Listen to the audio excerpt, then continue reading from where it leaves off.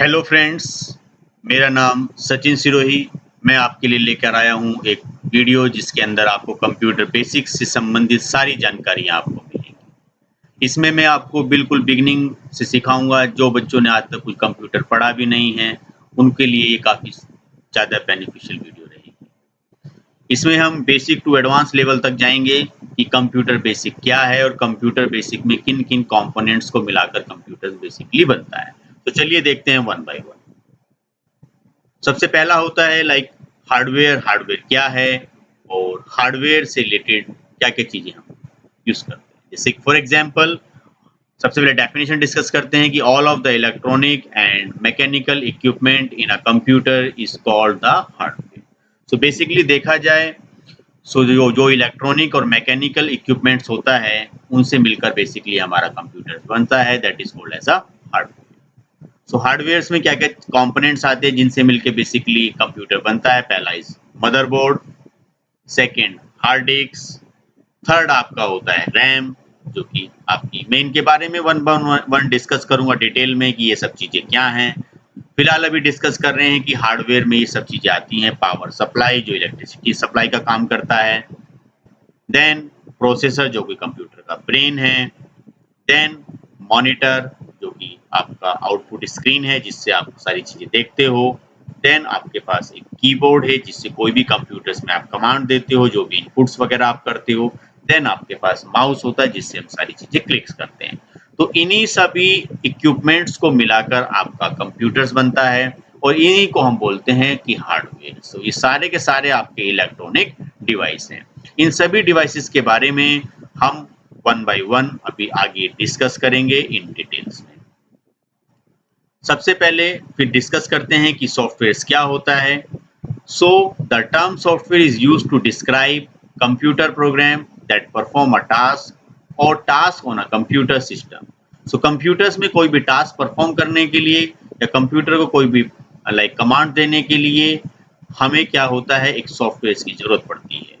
वो सॉफ्टवेयर क्या होता है, दूसरे शब्दों में इसको हम ये भी कह सकते हैं कि जो सॉफ्टवेयर है is a collection of program. तो काफी सारे प्रोग्राम से मिलकर एक सॉफ्टवेयर बनता है और जो एक प्रोग्राम होता है वो काफी सारे सेट ऑफ इंस्ट्रक्शन से मिलकर बनता है। सो सॉफ्टवेयर का मेन पर्पस क्या है, किस किस तरह के सॉफ्टवेयर होते हैं। अगला क्वेश्चन हमारा ये है। पहला है हमारा सिस्टम सॉफ्टवेयर। सिस्टम सॉफ्टवेयर ये सब कंप्यूटर का सबसे पहला सॉफ्टवेयर होता है जो कंप्यूटर में इंस्टॉल किया जाता है, जिसको हम बोल रहे हैं ऑपरेटिंग सिस्टम। ऑपरेटिंग सिस्टम्स में बच्चों आपके सामने है जैसे विंडोज विंडोज होते हैं, जैसे विंडोज 7, विंडोज 8, विंडोज 2010, विंडो 11। ये ऑपरेटिंग सिस्टम होते हैं जो सबसे पहले कंप्यूटर्स के अंदर इंस्टॉल किए जाते हैं।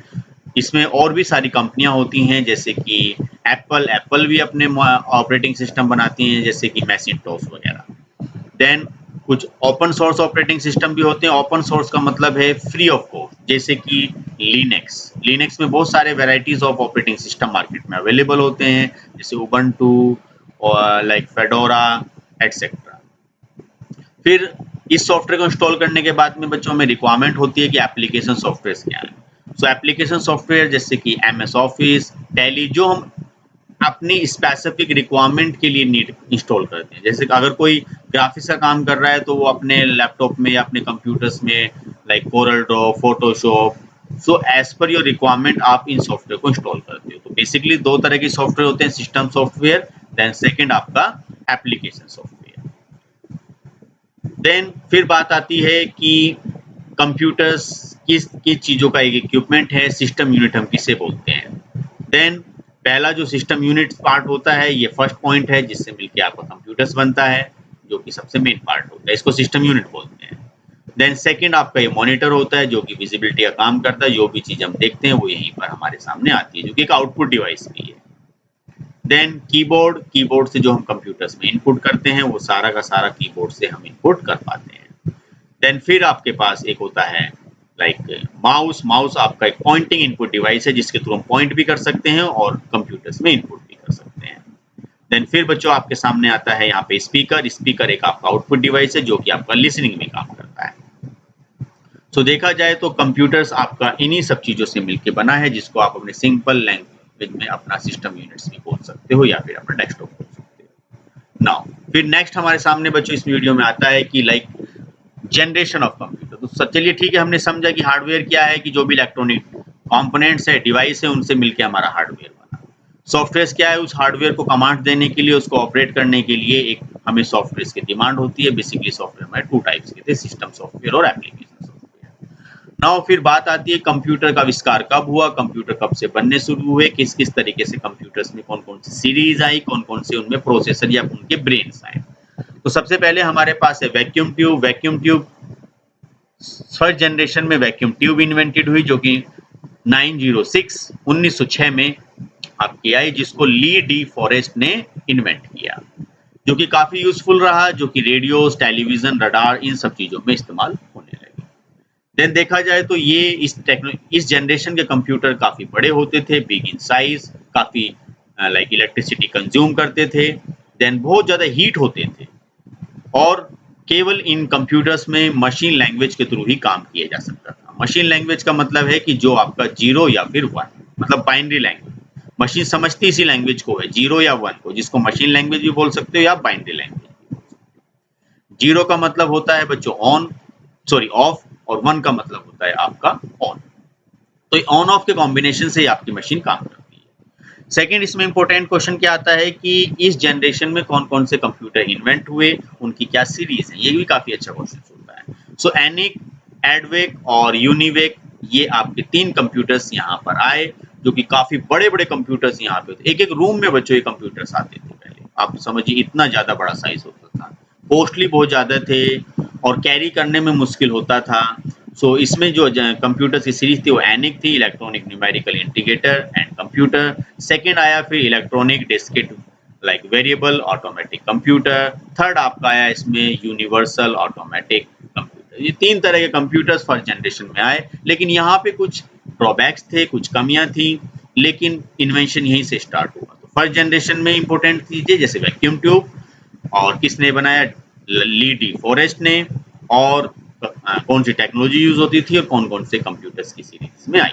नाउ फिर हमारे पास बच्चों इसमें आई सेकंड जनरेशन। तो सेकंड जनरेशन में क्या है कि आपके सामने जो कंप्यूटर्स आए वो लाइक इसको जो माना जाता है 1950s के बाद की जनरेशन को सेकंड जनरेशन माना जाता है। इसमें हमारे सामने ट्रांजिस्टर आ गए, ये ट्रांजिस्टर हुआ करते थे। तो इस ट्रांजिस्टर्स में देखा जाए तो इतनी ज्यादा कैपेसिटी, इतनी ज्यादा पावरफुल ये ट्रांजिस्टर थे कि आपके लाइक अगर कहा जाए कि hundreds of like vacuum tube मिलके जितना काम कर सकती थी, उतना एक सिंगल ट्रांजिस्टर आपका ये काम कर सकता था। ये साइज में स्मॉल थे, और हीट कम करते थे, कम पावर कंज्यूम करते थे, और बैच प्रोसेसिंग इसमें किया जाए। बैच प्रोसेसिंग का मतलब बच्चों इसमें एक साथ एक से ज्यादा टास्क हम परफॉर्म कर सकते थे, एक से ज्यादा काम इसमें हम कर सकते थे। इसमें जो कंप्यूटर्स हमारे सामने आए वो आए IBM 1401, IBM 1620 और यूनिवैक 1108। तो इस तरह के कंप्यूटर्स हमारे पास सेकंड जनरेशन में आए।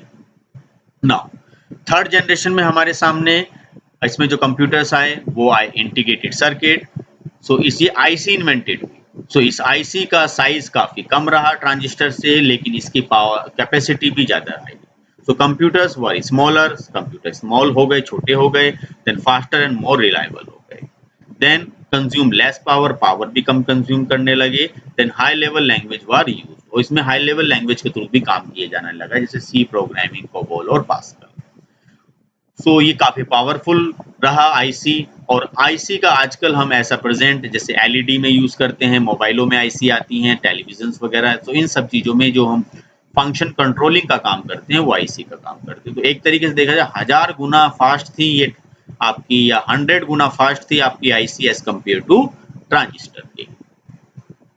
नाउ फोर्थ जनरेशन में क्या हुआ बच्चों, इसमें फोर्थ जनरेशन में जो हुआ वो आपके सामने एक जो हुआ लाइक माइक्रो प्रोसेसर आए। तो मैं पढ़ देता हूँ, the fourth generation of computer technology is based on the micro processor. तो जो फोर्थ जनरेशन कंप्यूटर थे वो आपके माइक्रो प्रोसेसर बेस्ड हो गए। सो माइक्रो प्रोसेसर में क्या टेक्नोलॉजी यूज हुई, जैसे LSI large scale of integration, या फिर VLSI very large scale of integration technique का यूज हुआ, जिसके थ्रू हम मिलियंस ऑफ ट्रांजिस्टर या फिर hundreds of like IC chip की कैपेसिटी जितनी एक सिंगल चिप हमारे सामने है, जिसको हमने बोला माइक्रो प्रोसेसर। ये काफी स्मॉलर रहे, काफी फास्ट रहे, और आजकल जितने भी हम जो छोटे कंप्यूटर्स होते हैं आपके सामने माइक्रो कंप्यूटर, उनमें ये माइक्रो प्रोसेसर भी इस्तेमाल किए जाते हैं। नाउ फिर हमारे सामने आया फिफ्थ जनरेशन। फिफ्थ जनरेशन में आपके सामने बच्चों जो इस समय प्रेजेंट चल रहा है आर्टिफिशियल इंटेलिजेंस। सो आर्टिफिशियल इंटेलिजेंस में जितने भी आपके हाई कॉन्फ़िगरेशन लेवल की जो मशीनें यूज की जा रही हैं वो आपका फिफ्थ जनरेशन में काउंट की जा रही है। सो जैसे कि लाइक रोबोटिक्स, रोबोटिक्स में जो टेक्नोलॉजी यूज होती है जिसका नाम है ultra large scale of integration. तो एक एडवांस लेवल का जो इसमें ब्रेन यूज हो रहा है, जिसके थ्रू हम parallel processing, super computers level का जो काम एक्चुअल में किया जा रहा है, हाई लेवल आर्टिफिशियल इंटेलिजेंस से काम जो किया जा रहा है, जो एक्सपर्ट तो कर सकते हैं उससे बेटर काम एक्चुअली मशीन आजकल कर रही है, तो वो सारा का सारा काम आजकल फिफ्थ जनरेशन में काउंट किया जाता है। जैसे कि for example chat GPT, artificial intelligence, robotics, it is also the like example of a fifth generation computers. Now फिर हमारे पास आती है मेमोरी। मेमोरी देखा जाए बच्चों हमारे पास बेसिकली 4 टाइप की है, primary, secondary, cache memory and register. So primary memory में जो बच्चों चीजें आती हैं वो आपके पास है रैम और एक है आपके पास रोम। रैम में हमारे पास 2 टाइप्स की रैम होती हैं, पहला स्टैटिक रैम, सेकंड होती है आपकी डायनेमिक। मैं इसके बारे में भी डिस्कस करूंगा कि स्टैटिक रैम क्या होती है, डायनेमिक रैम क्या होती है। देन फिर हमारे पास होती है रोम। रोम आपके पास 3 टाइप्स की हैं, जैसे प्रोम, लाइक ई प्रोम एंड ई प्रोम। सो प्रोम का मतलब है, सबसे पहले मैं डिस्कस करूंगा, रैम होता है आपका रैंडम एक्सेस मेमोरी एंड रोम होता है आपका read only memory. So when ever you input and like anything in a command like computer, जब भी आप कंप्यूटर में कोई भी कमांड देते हो, कोई भी चीज ओपन करते हो, तो सबसे पहले वो आके आपकी रैम पर लोड होती है। देन रोम जो होता है ये आपकी रीड ओनली मेमोरी होती है। ये कंप्यूटर्स केवल इसको अपनी रीड ओनली मेमोरी के लिए, रीड ओनली फंक्शनिंग जो यूज की जाती है वो इससे की जाती है। जैसे मान लीजिए कंप्यूटर्स आपका बूटिंग कर रहा है, अपने कंप्यूटर में पावर बटन को प्रेस किया, कंप्यूटर स्टार्ट हो रहा है, तो कंप्यूटर जब स्टार्ट होता है तो बूटिंग लेवल पे बहुत सारी चीजें चेक करता है। वो कहाँ पे वो सारे इंस्ट्रक्शन इसमें सेव होते हैं, वो एक मेमोरी होती है आपकी रोम। मैं इसके बारे में भी 1 बाय 1 डिस्कस करूंगा। So programmable read-only memory, electrical programmable read-only memory, electrical erasable programmable read-only memory, तो ये इस तरह की हमारी रोम होती थी। देन सेकेंडरी मेमोरी में वो है कि अगर आपको कोई भी अपनी इंफॉर्मेशन परमानेंटली स्टोर करके रखनी है, जैसे कि आप अपने मोबाइलों में अपना डेटा किसी एसडी कार्ड में सेव करके रखते हो, तो वो हार्ड डिस्क में हम यूज करके रख सकते हैं। कोई मैग्नेटिक टेप हो, सीडी हो, डीवीडी हो, किसी भी तरह का कोई भी एक्सटर्नल डिवाइस हो, उसमें आप ये सेव करके रख सकते हो। कैशे मेमोरी ये काफी फास्ट मेमोरी होती है एज कम्पेयर टू हमारे रैम के। इसके बारे में भी हम आप आगे डिटेल में पढ़ेंगे। रजिस्टर, रजिस्टर मेमोरी सबसे फास्टेस्ट मेमोरी होती है हमारे कंप्यूटर्स में, जो कि लाइक जिसको सीपीयू या फिर हमारा जो कंप्यूटर का प्रोसेसर होता है वो इसको इस्तेमाल करता है। तो चलिए इन सभी मेमोरी को 1 बाय 1 डिस्कस करते हैं। सबसे पहले हमारे पास बच्चों होता है रैंडम एक्सेस मेमोरी। जो रैम होती है वो देखने में कुछ इस तरीके से हमारे पास होती है। रैम में जो है आपके पास, रैम को हम प्राइमरी स्टोरेज भी बोल सकते हैं या फिर मेन कंप्यूटर मेमोरी या मेन मेमोरी भी बोल सकते हैं। So data program currently in use are held in, जो भी चीज हम कंप्यूटर्स में ओपन करते हैं, जैसे आप म्यूजिक सुन रहे हो, आप किसी वर्ड के सॉफ्टवेयर पे काम कर रहे हो, आप टाइपिंग पर काम कर रहे हो, जो भी कुछ आप काम कंप्यूटर्स में करते हो, कोई भी एप्लीकेशन जो आप कंप्यूटर्स में ओपन करते हो, तो वो आपकी रैम पर आती है। Now volatile content of memory are lost if the computer is turned off। इसकी खासियत होती है कि अगर जो चीज आपने इस पे ओपन रखी है, जैसे आप वर्ड पे कुछ काम कर रहे हो या कुछ भी आप किसी फाइल में जो काम कर रहे हो, अगर वो आपने सेव नहीं किया तो वो आपका लॉस्ट हो जाएगा। क्यों? क्योंकि वो कंटेंट रैम पर रहता है, जब तक वो कंप्यूटर ऑन है, जब तक वो डेटा उस पर रहेगा। जैसे ही वो डेटा हम वहां से हटा देंगे, जैसे कि लाइक कंप्यूटर को हम शट डाउन करते हैं या कंप्यूटर को बंद करते हैं या सडनली इलेक्ट्रिसिटी फेलियर हो जाए, कोई भी इश्यू अराइज हो जाए, तो हमारा डेटा क्या हो जाएगा? लॉस्ट हो जाएगा। इसको वोलेटाइल मेमोरी हम बोलते हैं। नाउ मॉड्यूल या फिर ये छोटी छोटी आईसीज इसमें होती है जहां पे हम डेटा को स्टोर करके रखते हैं। देखा जाए प्राइमरी मेमोरी या मेन मेमोरी या फिर वोलेटाइल मेमोरी या फिर आपकी रैम, तो किसी भी नाम से आप बोलिए तो उसका मतलब एक ही होता है, रैम मतलब रैंडम एक्सेस मेमोरी और temporary memory. Temporary data hold करके रखती है। जैसे कंप्यूटर बंद होगा तो डेटा यहाँ से क्या होगा, लॉस्ट हो जाएगा।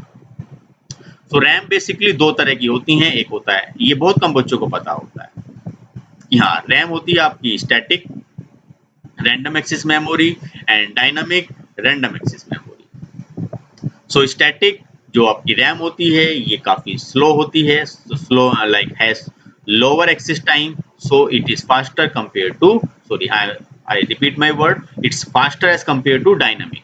Okay, so the DRAM dynamic RAM basically is higher access time, तो इसका access time थोड़ा सा high होता है, so it is slower than static RAM. so देखा जाए तो static RAM fast होती है और dynamic RAM आपकी थोड़ी सी slow होती है।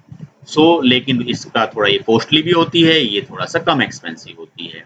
देन ये it require constant power supply, means type of memory consume more power. तो ऑब्वियसली तो यहाँ पे इलेक्ट्रिसिटी या पावर ज़्यादा कंज्यूम होती है, यहाँ पर इलेक्ट्रिसिटी या पावर कम कंज्यूम होती है। Then due to complex internal circuitry, इसका जो इंटरनल सर्क्यूट होता है वो थोड़ा सा कॉम्प्लेक्स है, इसका जो सर्क्यूट होता है वो थोड़ा सा ईजी है।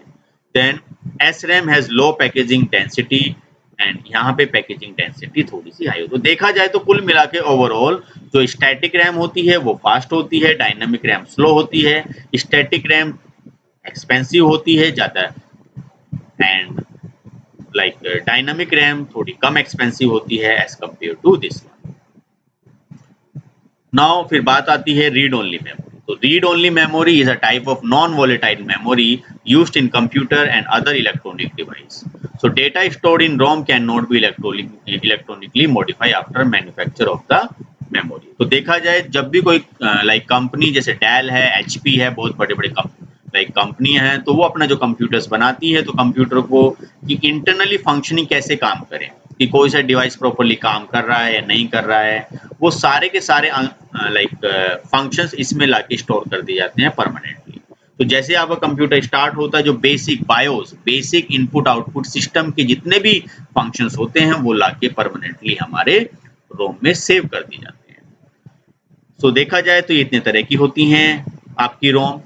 पहला है आपका एम रोम, लाइक मास्क रोम, रीड ओनली मेमोरी। प्रोम प्रोग्रामेबल, जिसमें प्रोग्रामिंग की जा सकती है। देन ई प्रोम, जिसमें हम प्रोग्रामेटिकली उसको इरेज कर सकते हैं। देन इलेक्ट्रिकल इरेजेबल, जिसको हम इलेक्ट्रिकल थ्रू इरेजेबल करके दोबारा से प्रोग्रामेबल के रीड ओनली मेमोरी का काम कर सकते हैं। देखा जाए तो रीड ओनली मेमोरी आपके कंप्यूटर्स में लगी होती है और इसको हम लाइक इसमें से जो डेटा होता है उसको केवल हम रीड कर सकते हैं, वहां से हम डिलीट नहीं कर सकते हैं। ये एक परमानेंट मेमोरी होती है, लेकिन हमारा पर्सनल डेटा हम इसमें सेव नहीं कर सकते। Then cache memory. Cache memory is an extremely fast memory type that act as a buffer between RAM and the CPU. So cache memory hold frequently required data and instructions so that they are immediately available to the CPU. बच्चों है क्या कि suppose कि ये आपका CPU है और ये आपकी जो हार्ड डिस्क है, that means secondary hard disk, secondary memory, और ये आपकी प्राइमरी है। प्राइमरी मेमोरी का मतलब रैम। अब CPU को, दैट मींस जो कंप्यूटर का ब्रेन है, तो उसको डेटा बार बार रीड करना होता है कहाँ से, आपकी प्राइमरी मेमोरी से। प्राइमरी मेमोरी का मतलब है रैम। इस यहाँ पे काफी डिस्टेंस है, तो जो डेटा मुझे बार बार रीड राइट करना है, वो डेटा टेम्परेरी बेसिस के लिए कैशे मेमोरी में आकर सेव कर दिया जाता है, जिससे हमारे सिस्टम की परफॉर्मेंस थोड़ी और इम्प्रूव होती है। ठीक है, एक कंप्यूटर में एक से ज्यादा कैशे मेमोरी हो सकती है। ये cache memory L1, L2, L3 की सीरीज में आती है। कैशे मेमोरी थोड़ी सी एक्सपेंसिव होती है एज कम्पेयर टू हमारी रैम के, और फास्ट भी होती है। ये बिटवीन रैम और प्रोसेसर के बीच में लगाई जाती है। नाउ फिर हमारे पास होता है register memory. Register memory is a smallest and fastest memory in a computer. It is not a part of the main memory and is located in the CPU in the form of registers. Okay, ये actually क्या होती है, it's a part of like not a part of main memory. Main memory का part नहीं होता है, it's a part of the CPU। CPU का part हो। CPU अपने लेवल पे जो अपना डेटा होल्डिंग करके रखता है, वो डेटा होल्डिंग करके कहाँ रखता है, आपके रजिस्टर्स में। रजिस्टर सबसे फास्टेस्ट मेमोरी होती है हमारे कंप्यूटर्स में, और it's a part of the CPU, not the main memory. ये हमारे 6 देखा जाए तो रजिस्टर्स जो है हमारे 6 टाइप्स के रजिस्टर्स होते हैं। पहला प्रोग्राम काउंटर, पीसी के नाम से जाना जाता है। दूसरा आपका इंस्ट्रक्शन काउंटर, जिसको हम आईआर बोलते हैं। थर्ड आपका होता है एक्यूमुलेटर रजिस्टर, जिसको हम एसी के नाम से बोलते हैं। और फोर्थ होता है आपका memory, sorry 1 2 3 4 and 5, and memory buffer MBR जिसको नाम बोलते हैं, then memory address register MAR. तो 5 to 6 रजिस्टर्स बेसिकली इसमें डिस्कस किए जाते हैं हमारे यहाँ। सो देखा जाए तो इन सब रजिस्टर का काम क्या होता है। सो बेसिकली जो रजिस्टर्स हैं हमारे, इनका काम होता है, जो प्रोसेसर होता है, प्रोसेसर्स के डेटा को होल्ड करना, ताकि उसको ज़्यादा डेटा अपना किसी मेन मेमोरी पे रखना होगा तो वहाँ से डेटा फैच करेगा, तो उससे काफ़ी टाइम डिले होगा। फिर हमारे सामने आता है प्रोसेसर। सो प्रोसेसर क्या है? एन इंटीग्रेटेड सर्किट है, आईसी है, is supplied on a single silicon computer. Okay, तो जो हमारे कंप्यूटर में एक आईसी लगी हुई है, जो उसको हम माइक्रो प्रोसेसर बोलते हैं। तो देखा जाए तो अभी हमने बात भी की है generation of computer, first generation, second generation, third generation and fourth generation and fifth generation.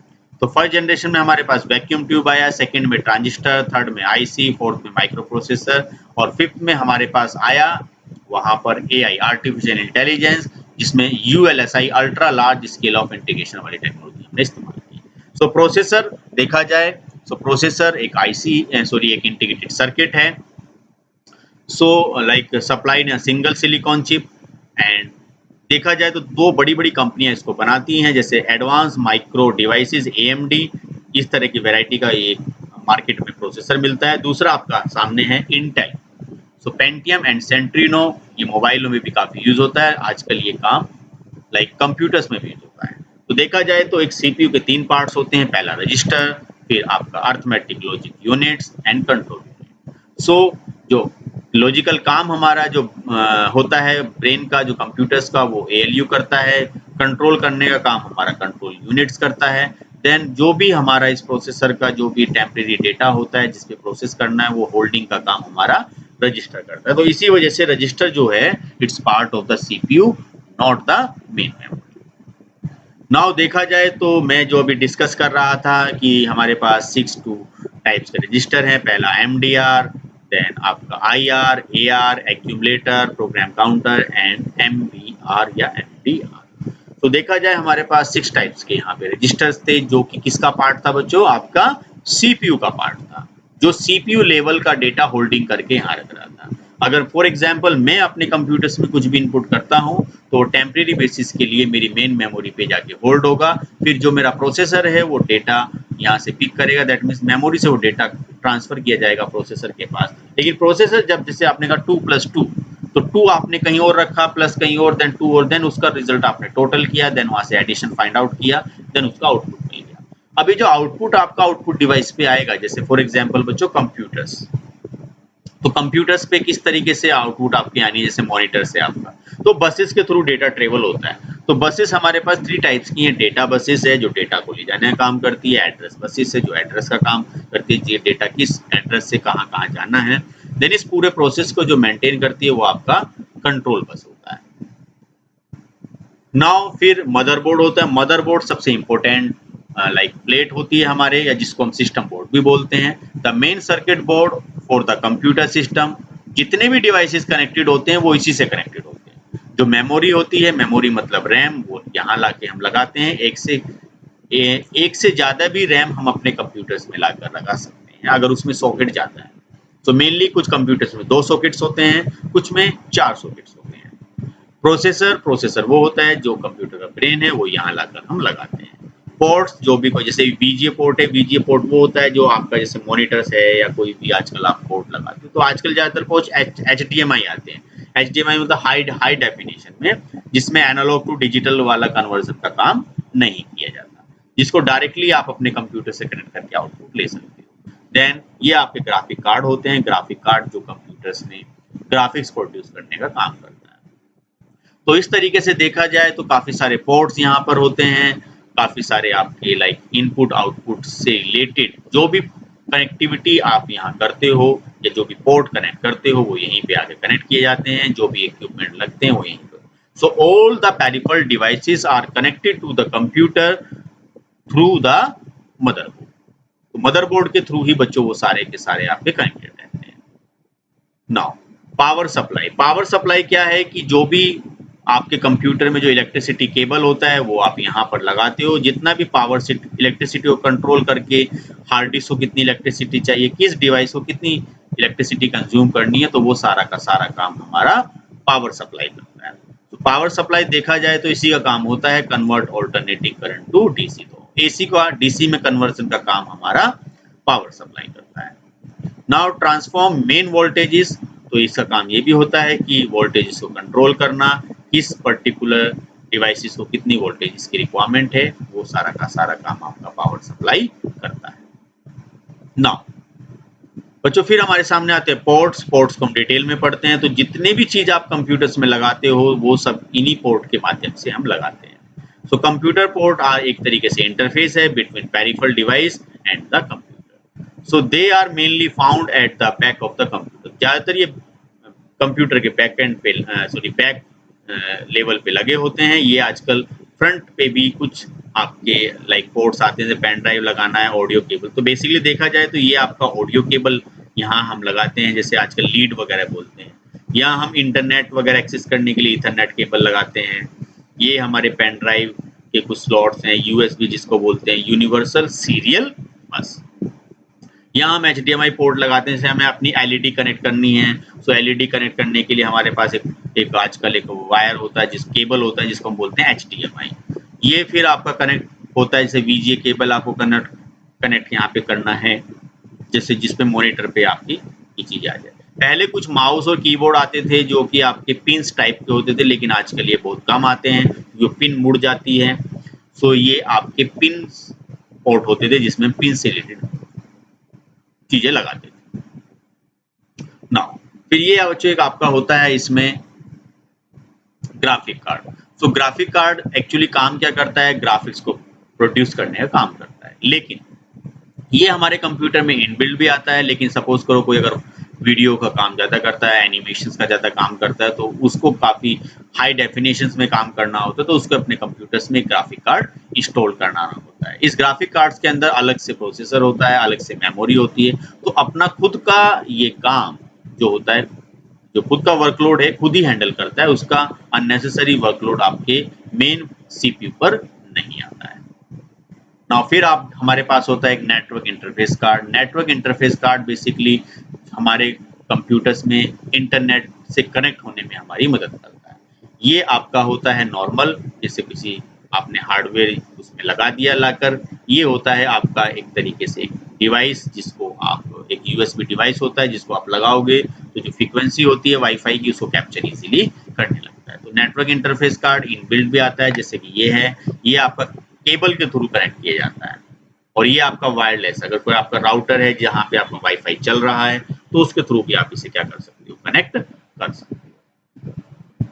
फिर बच्चों आपके साथ इसमें आता है साउंड कार्ड। तो साउंड कार्ड क्या है, जिससे कंप्यूटर में जो भी साउंड्स आपको आ रही है, जितने भी ऑडियो केबल्स आपको यहाँ पे मिल रहे हैं, तो ऑडियो बनाने का काम, ऑडियो को मैनेज करना, एनालॉग और डिजिटल वाला जो काम जो किया जा रहा है, एनालॉग वाला जो काम किया जा रहा है, जो हमारे वॉइस कम्युनिकेशंस में जो काम कर रहा है, वो साउंड कार्ड करता है। तो देखा जाए हमारे पास 3 कार्ड आए हैं। पहला ग्राफिक्स कार्ड।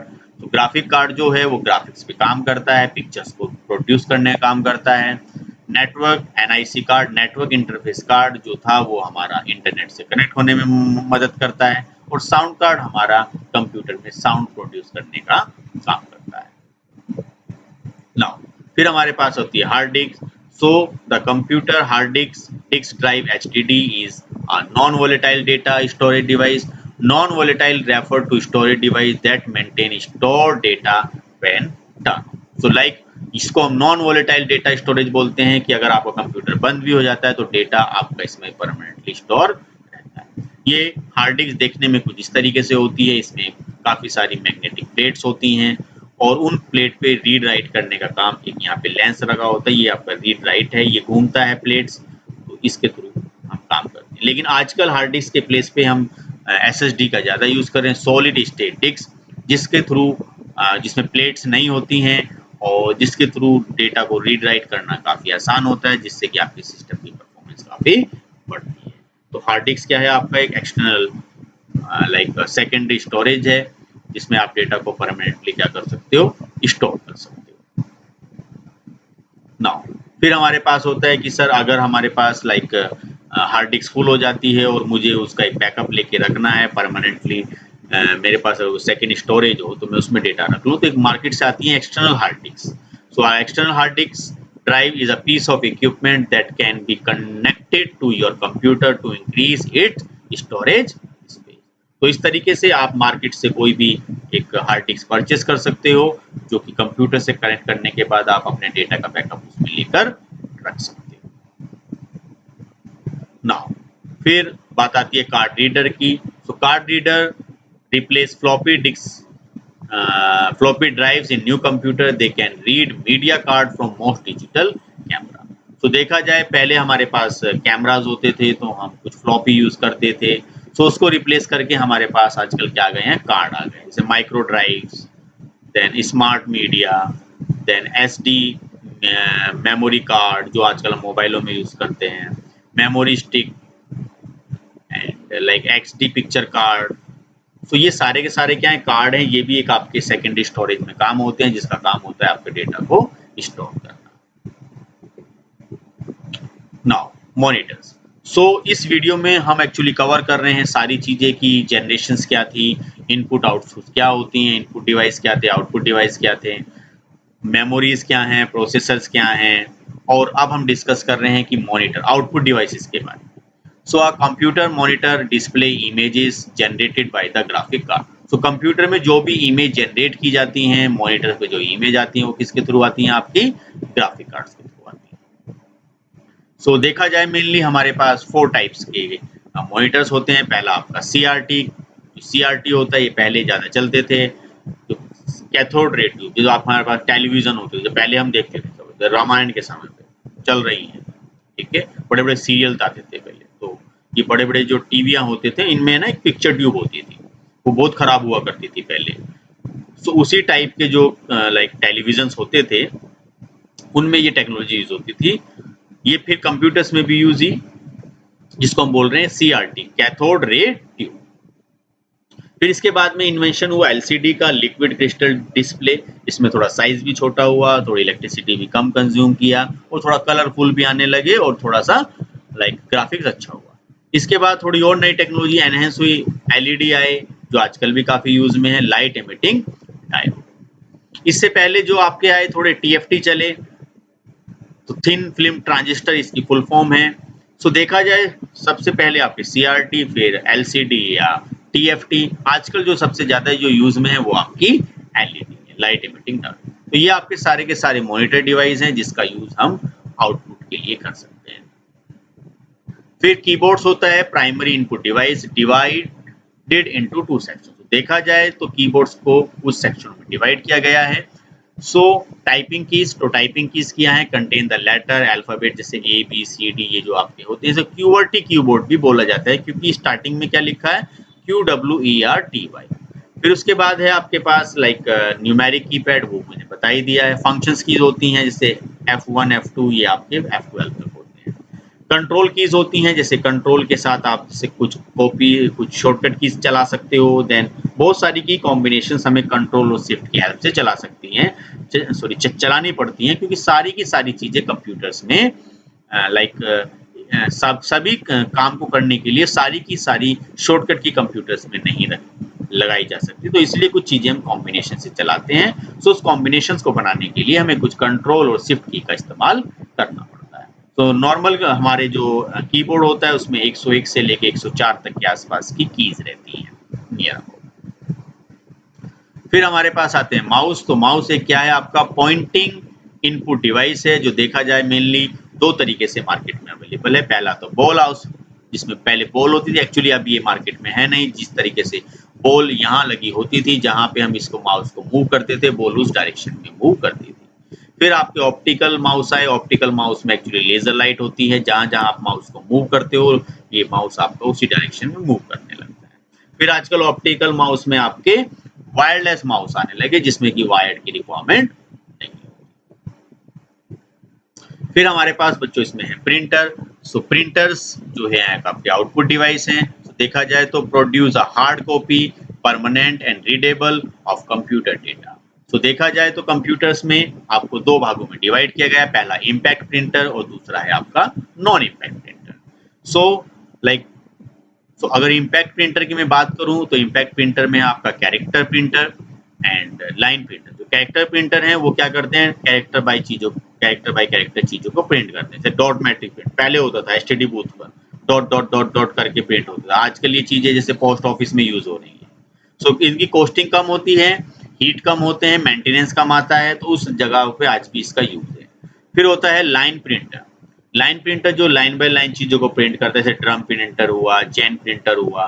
तो इस तरीके से जो प्रिंटर है वो लाइन बाय लाइन। लेकिन ये जो प्रिंटर जो कैटेगरी होती है इनकी, जिस कैटेगरी में ये आते हैं वो बच्चों है आपका इम्पैक्ट प्रिंटर। फिर बच्चों इसमें है आपका नॉन इम्पैक्ट प्रिंटर। तो नॉन इम्पैक्ट प्रिंटर जैसे कि inkjet printer, laser printer, thermal printer and इन्हीं को हमने यूज किया है।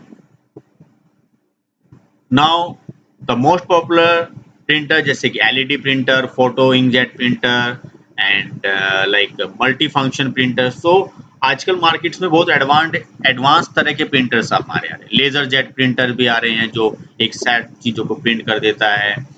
और तो ये हमारे सारे के सारे प्रिंटर्स नॉन इम्पैक्ट प्रिंटर में आए। तो देखा जाए बच्चों दो तरह के प्रिंटर हैं, इम्पैक्ट प्रिंटर और non impact printer. So thank you very much for this video.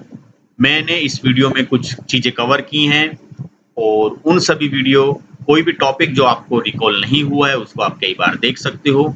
मैं आगे चल के भी कुछ काफी एडवांस आपके लिए वीडियो लाऊंगा जिससे आप अपने स्किल्स को और ज्यादा एनहेंस कर सकते हो। तो थैंक यू वेरी मच।